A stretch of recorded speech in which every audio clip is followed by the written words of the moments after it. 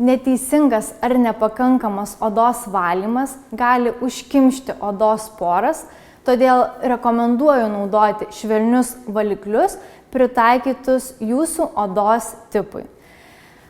Kitas aspektas yra pernelyg dažnas valymas ir odos dehidratacija.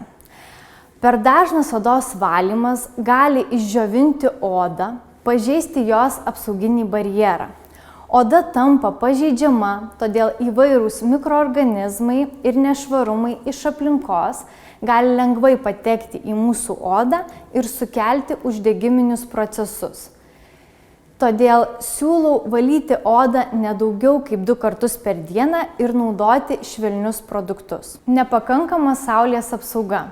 Veikiamos saulės odoje esančios riebalinės liaukos prislopsta ir netaip aktyviai gamina sebumą. Sebumas tai yra mūsų natūraliai odos išskiriamas riebalas. Tuomet oda sausėja ir riebalinės liaukos gauna signalą, kad oda pernelyg sausa, todėl ima gaminti dar daugiau sebumo. Neretai poros užsikemša ir spuogelių atsiranda daugiau negu buvo. Saulės poveikis odai yra labai apgaulingas. Naudokite saulės kremą su aukštu SPF indeksu ir rinkitės kremus, kurie apsaugo nuo plataus UV spektro saulės spindulių. Netinkamų makiažo priemonių naudojimas.